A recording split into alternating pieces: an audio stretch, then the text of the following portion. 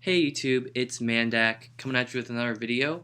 So I went to PhillyCon this weekend, which was really cool. Got to catch up with a bunch of friends. We drove up on Friday, stayed at my friend's house, went to walked around Philly a little bit, and the next day we got up and we went to PhillyCon. So I'm gonna go through my haul here. Um, I should pop up, came up with my computer. Okay, so let me adjust my feet. um, but I'm gonna go through the haul here pretty quickly. In terms of how the con went, it was really awesome. I was able to pick up some stuff that I kind of needed or was looking for, or stuff that I wasn't really looking for, but I found anyway, which is really cool. I would say, in comparison to the other years, I think this is probably my second smallest haul. I think last year was probably my biggest, or the year before that. 2017 and 2018 were pretty big. Um, I would say 2016 is definitely the smallest because that's when I first started getting into buying comics again. So this is kind of in the middle there. Um, Overall, I spent $154 on everything I'm going to show you here today. I also picked up a few statues as well. Um, just things for my collection that I wasn't really looking for, but I found anyway for a pretty good price, so I picked it up. And some hardcovers. No omnibus this time around. I don't think I've ever bought an omnibus at a con yet. But yeah, it was really fun. We got lunch at the Reading Terminal Market. Went to Nick's, got a pork sandwich. Amazing. Can't recommend that place enough. And then me and my friends were kind of tired, so we went down. The convention center had like a Starbucks nearby, so we just went in there. I got a frappuccino because some more frappuccinos are back, guys, for a limited time. They're a seasonal thing, so I got those. But yeah, other than that, it was pretty chill. Yeah. So I will go through this haul in no particular order. I'm kind of starting with like the little smaller trades and kind of work my way down to the hardcovers, and then I'll save the statues for the end. So to start us off here, we get Captain Sam Wilson, Captain America Volume 5, End of the Line. So this collects Captain America Sam Wilson number 18 through 21, as well as Avengers 326, which I think is thrown in here for random reasons. But I think this is the last trade of Captain America or Sam Wilson Captain America stuff. So at this point, I'm not sure if I need to go back and collect the all new Captain America stuff that also featured Sam Wilson. But yeah, this is kind of cool. So I think I need to get Volume 4, which is the only one I don't have for this. So cool. Obviously, anyone who's seen Endgame, spoiler warning. Sam Wilson became the Captain America. So this is probably going to be more important as we go further into the MCU stuff. People will probably be referencing this more often, but I'm kind of excited to read this. After seeing him become the Captain America, I'm excited to see what source material they'll be working with for the movies. So really cool to pick this up. All these smaller trades I picked up for $5 each, which this is a little bit on the thinner side, but I mean $5 and no tax or anything like that, just $5 even. I think it's a pretty good deal for these trades. I mean, you're not really gonna get them much cheaper online anyway. So next trade here is Captain America Secret Empire. So this collects issues. Actually, now that I think about it, I don't think there's a volume 4 of this because this collects Sam Wilson or Captain America Sam Wilson 22 to 24. Oh wait, actually this comes after this, so there's no volume 6, I guess. I still need to get volume 4. Never mind, disregard that. So this collects Captain America Steve Rogers numbers 17 through 19, and Captain America Sam Wilson numbers 22 to 24. So this is a gap that I needed for both of those titles that I have, which I both collected at this point. So it's kind of like the modern Captain America stuff. And this obviously takes place during the Secret Empire event that happened, I think, back in 2017, I want to say.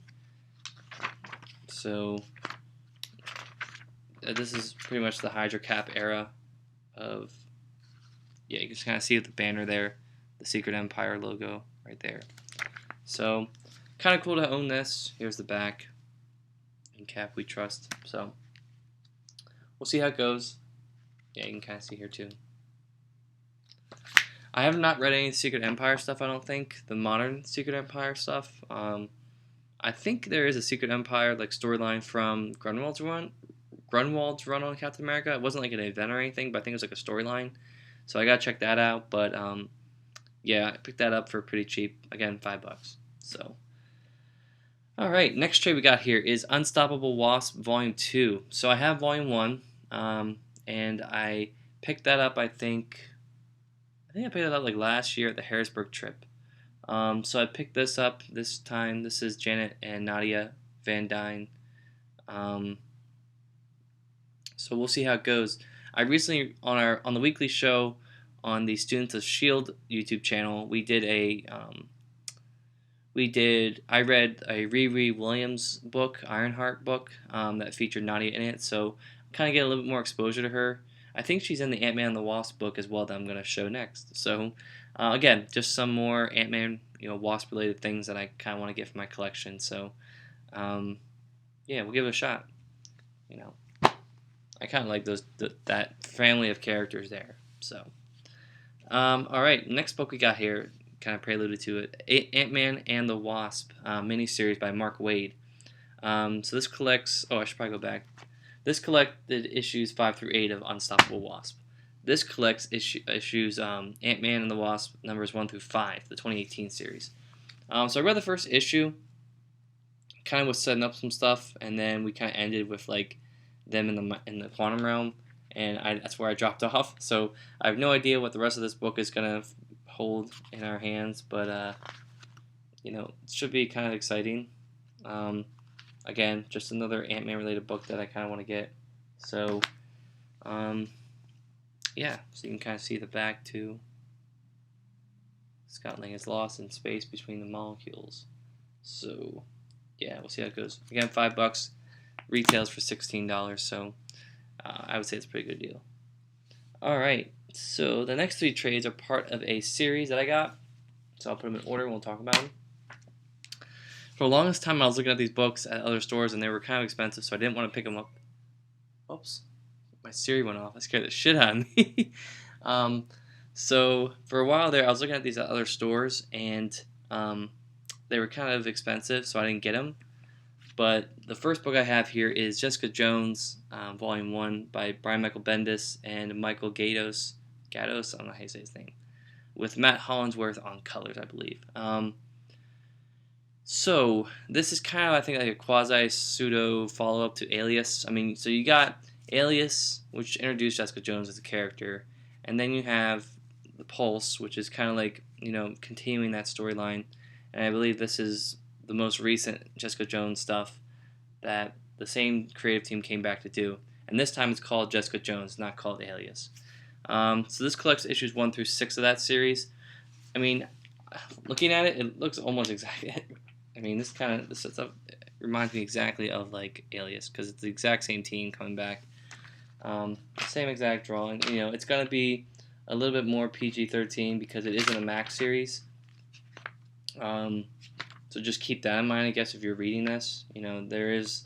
This has been created for all ages. I think for the most part. I don't know how much they can really get away with for something like this, but yeah, I'm excited to read this. I'm not sure who's doing the covers, because the covers are kind of interesting. I'm not sure if that's also Mac. Who's that? Let me see. I gotta find out before I head out for this. I'm not sure. I don't know. I'll have to do some research. Mac sounds familiar. I'm not sure what the name of the first name is, but the covers look familiar. They might be the same covers that were used in the original Alias series, I believe. Probably. So yeah. So I got Volume 2 as well. This collects issues 7 through 12 of the series. This is called The Secret Life of Maria Hill. So I'm excited to see what that's all about. You can see here Hydra. Yeah. So cool stuff. Javier Pulido, I guess, comes in here to do some art as well, or some coloring. I'm not sure. But again, just really excited to read this. I feel like at this point I might put, because the thing is tricky is that all this stuff is linked together, so like I don't know if to categorize this in the J section or the A section, because Alias is the first book to come out, so this should come after it, so it should be up there with the rest of those books, but it's all Jessica Jones stuff, so I might just put it in the J's. We'll see. We might have to move stuff around a little bit, but yeah. So I got Volume 2, and then we get Volume 3. So this collects issues 13 through 18. I'm not sure how many trades there are of this. I'll do some research because I'm not sure how long the series went. But this is Return of the Purple Man.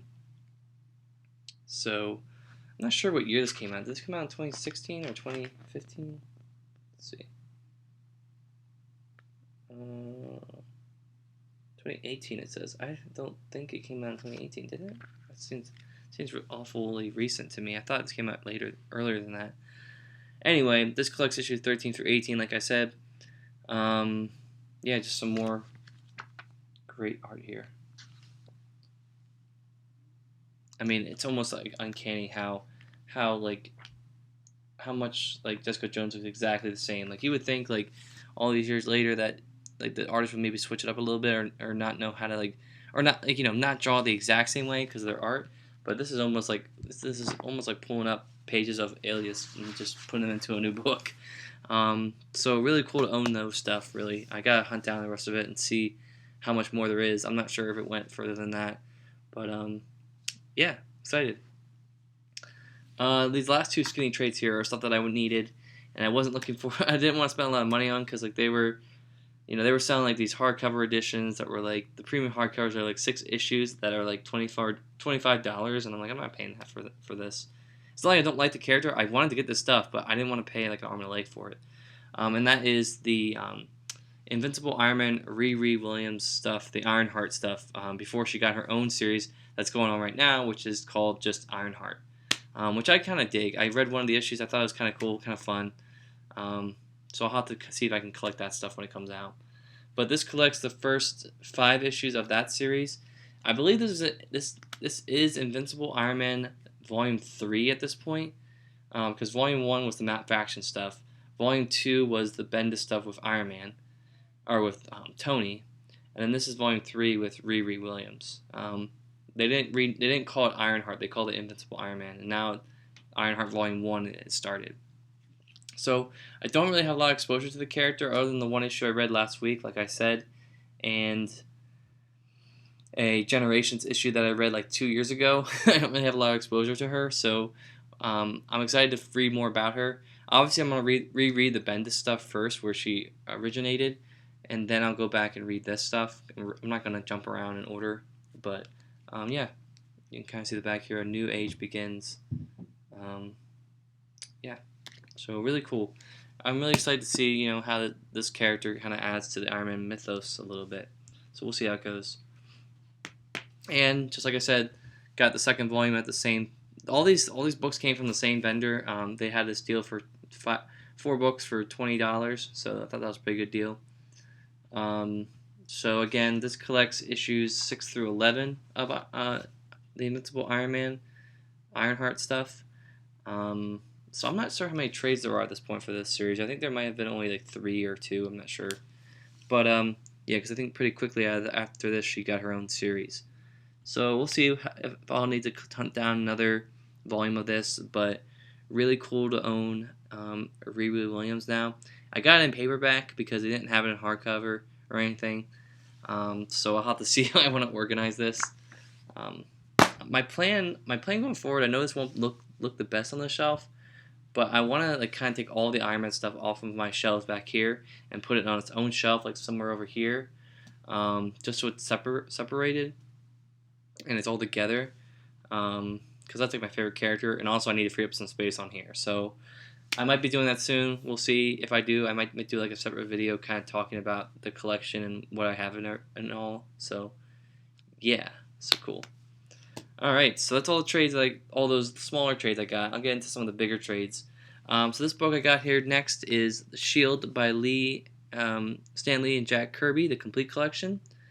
So I picked this up for $12, which is a little bit expensive for this book, but I haven't been able to find this for much cheaper online, so I went and got it. And this is going to be really nice to have on the shelf because this is the original Shield stuff. So kind of transitioning over from Sergeant Fury and his Howling Commandos, this gets into the Shield, spy game.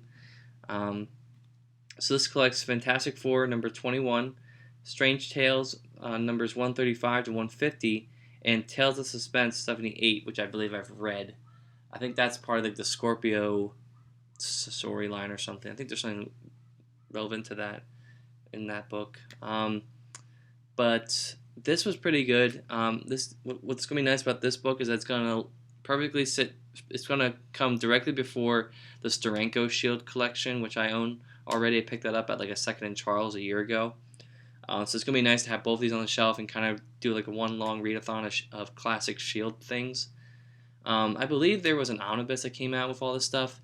It's kind of expensive, and this is a much cheaper option to get this stuff. But again, Jack Lee, I combine the names. Jack Kirby art and Stan Lee writing. I'm excited. I haven't read a lot of Stan Lee stuff in a while. I think the last Stan Lee stuff I read was probably like, I want to say Amazing Spider-Man, which was like 2+ years ago. So it's gonna be nice to be able to revisit this stuff and read it again. I've never read it again. I'm reading it for the first time. Okay, so let me save this book for the end, or not for the end, just for the. I'm trying to split up, so I'm trying to get all my Marvel stuff done first, and then go into like my DC stuff, and then my indie stuff. So next book I got this for $5, which I thought was a pretty good deal, is the Spider-Man Iron Man Marvel Team Up book. So I believe Marvel has done Epic Collections for Marvel 2-in-1. They have not started doing any Epic Collections for Marvel Team Up yet, I don't think. And I think there's a reason behind that. Is because I don't think it's like an easy way to collect it, and those books really aren't linked anyway. I don't think most of them aren't.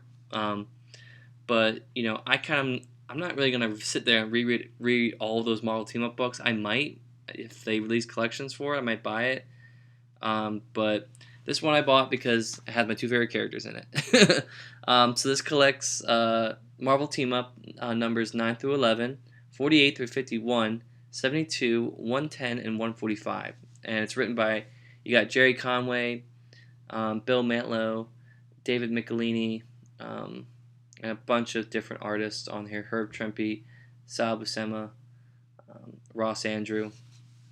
So yeah, I'm really excited to read this. Again, it's two of my favorite characters, hanging out. So this will be a nice book just to read for fun. I mean, there's no real deep continuity things going on in this book. It's just the two of them just throwing down and teaming up together. So you can kind of see here the back. Pretty cool stuff. Got Blacklash on the cover, or I'm not sure if that's Whiplash still. We'll have to see. But yeah, so picked that up for cheap. Picked it up for $5, like I said. And this book I think is pretty recently. This book recently came out. I skipped on it because I just wasn't like willing to pay the price for it. I think it was, $25. I mean, that's not a bad price for this, to be honest. But it just wasn't on my radar. So, but I picked it up because I saw it there. So, all right. So into some of my DC books here as I switch my position because my legs are kind of hurting me a little bit. All right, next book I got here is DC Legends. I picked this up at an Ollie's before we went to the trip. So me and my friends and I were trying to kill some time before we went down to Philly because we didn't want to hit the traffic going in.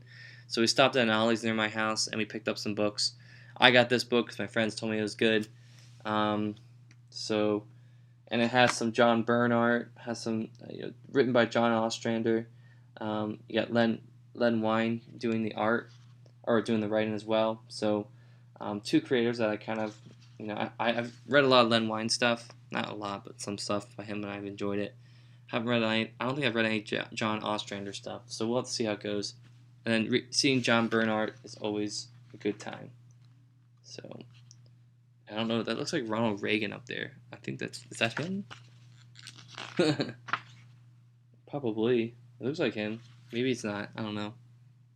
I don't know what year this is. I'll look it up. But this collects Legends 1 through 6. So I think this is the whole series, like my friend said. So I got this for $5. So pretty good deal. All right, got this next book for $3 at a Books A Million, which we also stopped at before we went down just to see what's going on and whatever. And this is Superman: The Phantom Zone. So this is a mini-series that came out. I'm not sure what year. Steve Gerber is writing it, so he's famous for some early Defenders books. And you got Gene Colan, I guess, on art. Is that? Yeah. Oh, yeah, you can tell.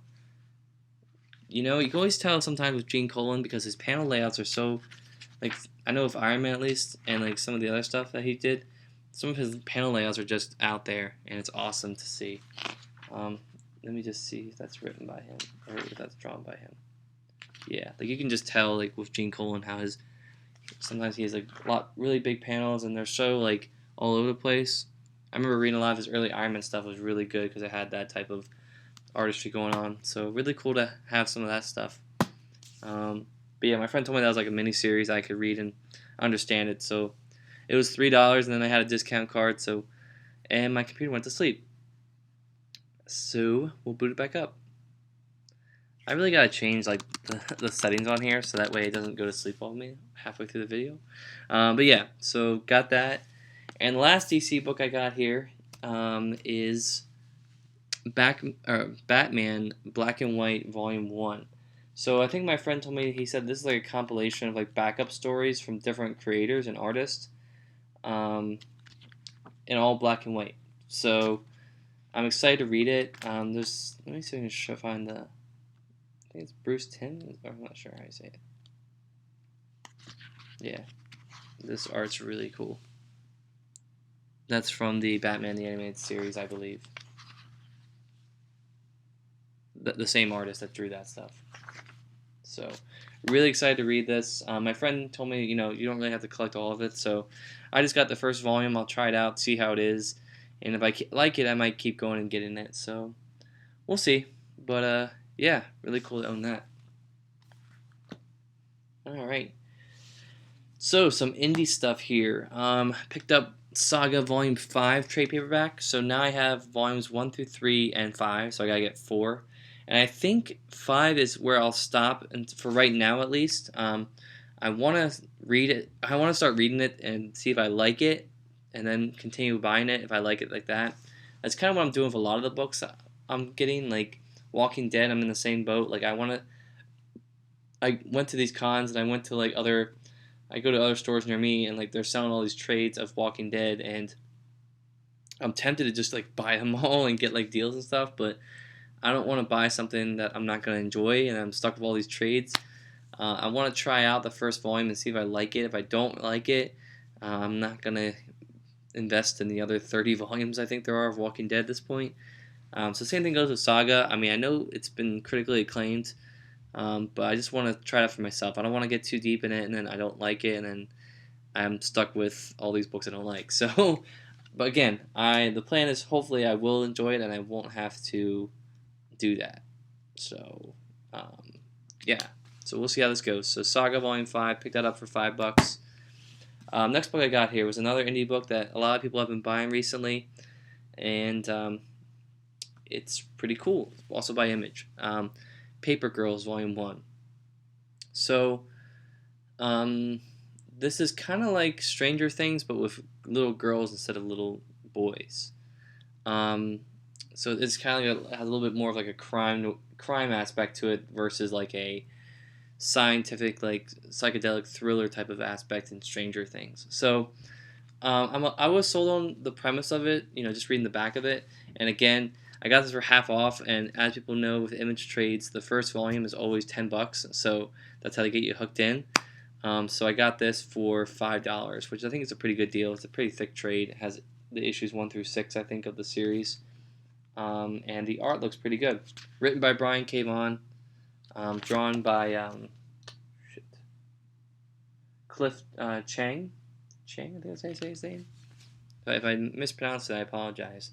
But yeah, so really cool to have this. Again, you know, as the last haul kind of showed, I'm kind of expanding more out into indie stuff now.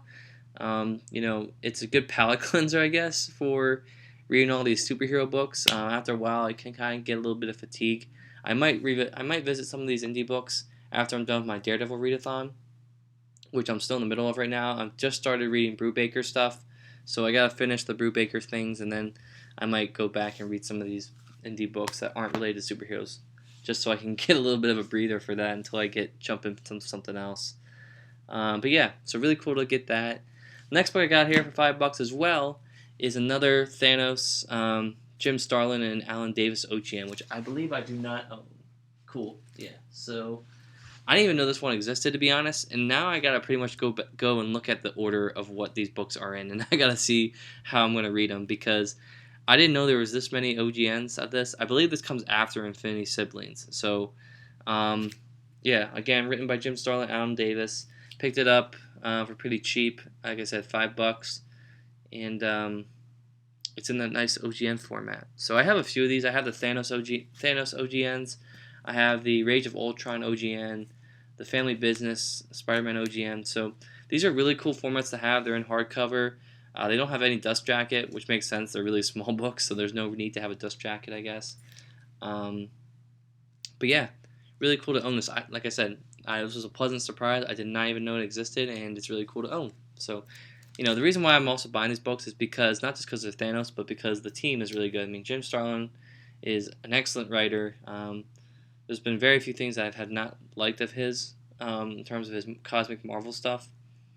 And Alan Davis is just a great artist up and down. So I'm really excited to read it. It's going to feel a little weird reading Alan Davis stuff or like seeing Alan Davis art with modern colors because I'm so used to like reading like his Excalibur stuff, which was still like the late 80s art, which was still like those colors you'd expect from that era. So we'll see how it goes. Next 8 books here. The first book I'm going to show is actually a book I got from the con. The other 2 I did not get from the con, but I got in the mail, so I figured why not just show them in this video. I'm not going to have a chance to show them later. So the first book I got here is Darth Vader by Charles Soule, Volume 1. This collects issues 1 through 12 of the 2017 series. So, as I said in the previous video, some people might remember, I bought the first trade of this series on a damage sale on IST for like $4 or something. So I'm going to end up selling that. This is just a much better format, and now the reason why I got it was also half off, so pretty good deal. And I just want all my Darth Vader stuff in an oversized hardcover. I already have the other 2 hardcovers up there for Darth Vader from Kieran Gillen's run, which I still need to get around to finishing. I've read like the first, I think, 6 issues online, and then I stopped reading it, and then I went and got the hardcover, so now I got to reread it. So I'm planning to do a big Star Wars readathon. I have like all these epic collections I got to read too, so I really want to read that stuff at some point. I just got to pick when. Probably after all these movies have been made and after Star Wars goes on a break for a little bit, because I think they're going on a 3-year break after Rise of Skywalker, so we'll have to see how that goes. But yeah, and the confusing part with this now, and people can kind of help me in the comments, is this chronologically in the Star Wars universe comes before the Kieran Gillen run, but if we're looking at release date, this stuff came up after the Kieran Gillen stuff. So like this was released as a series afterwards because the Kieran Gillen stuff ended, and then they made a second series with this. So my instinct is to put this before the Kieran Gillen stuff because it is chronologically before that.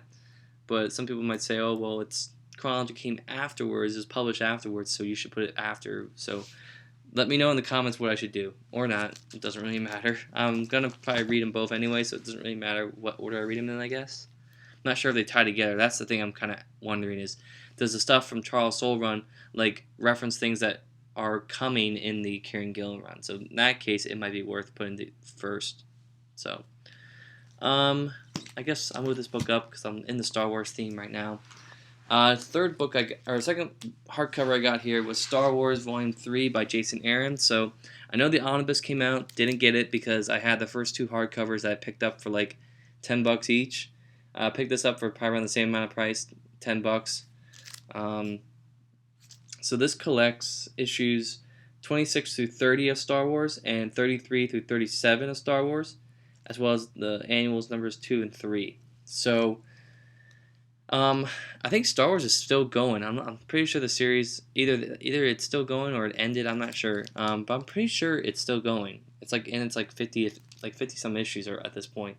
So I'm assuming they're gonna keep going with the hardcovers because it's Star Wars. People are gonna buy it, and they look really nice. You can see here how they look.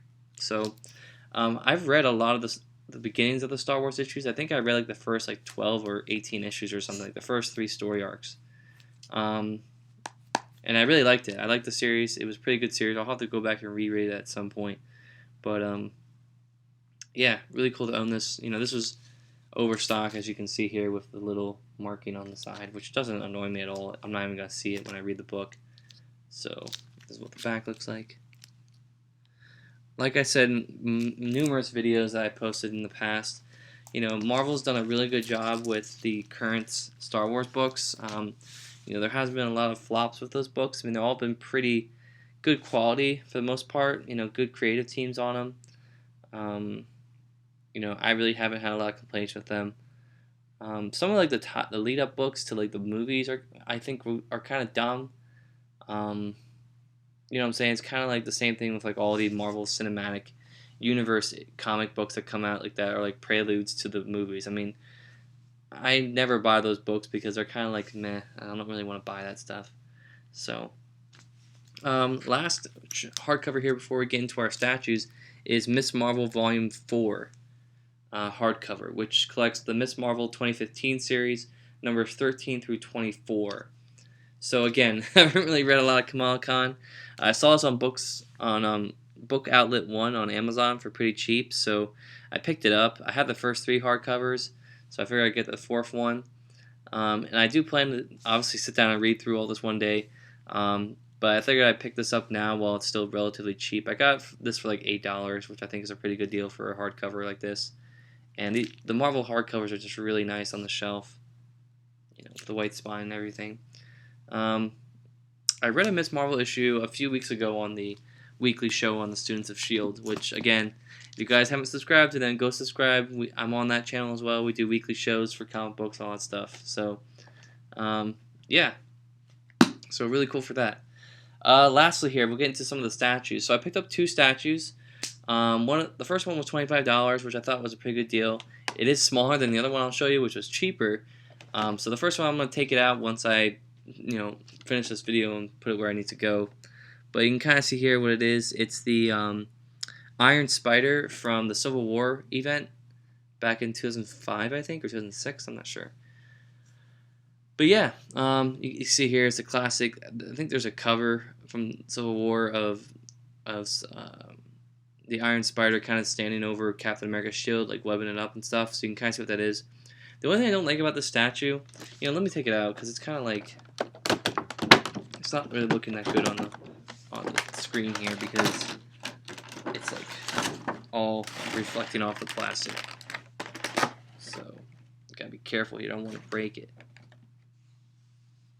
The only thing I don't like about this is the giant Marvel logo that's in front of the statue. I wish there was a way to remove it because like it would be cool just to not have that there. But this is a pretty small piece, not too big. But again, I just like the detail on it, and it makes me a little nervous here too, like how these things I feel like could break off pretty easily. But I would say overall pretty good detailing on this. I like it a lot. So pick that up for $25. Like I said, I just want to make sure it doesn't fall. So let me put this stuff back in the packaging. I have a lot of boxes for the statues I've gotten, so I gotta find a way to organize this stuff and put it somewhere else that's not gonna get lost. Because I mean, when I move, and eventually I will move again. Hopefully the next time I move into like an actual house where I can actually store shit and not have to like worry about like figuring out where I'm gonna put everything. Because I'm just tired of like not having space for the stuff I need. But yeah, so that's that one. The next thing I got here, and I'll take it out of the box too, so I can put it on the shelf eventually, is the Crimson Dynamo bust by Bowen Designs. So same company that made the other 2 statues, the Ironmonger statue and the Ironmonger bust and the classic Mark I Iron Man bust that I got during Free Comic Book Day. This one I picked up for $20, which I think is a pretty good deal for this. I'll open it up right now so you can kind of see how big it is, but I think it's $20 because nobody knows who the fuck Crimson Dynamo is, and for me, I got it because I'm a huge Iron Man fan, like I said, and this is not the original Crimson Dynamo design. This is the redesigned version, I think, with the guy that was from Russia that actually took up the mantle after Vanko, I think, died. So you'll see here what it looks like. And I do plan to do a video on all of my Iron Man related statues, or just all my statues in general. So be on the lookout for that. But this is a really nice piece for $20. I wish the base was not so small. You can kind of see here there's like a sickle, sickle and hammer there. So kind of cool to have that there. That's pretty cool detail. But this is a really nice piece, man, for $20. You see the back here. Just an awesome.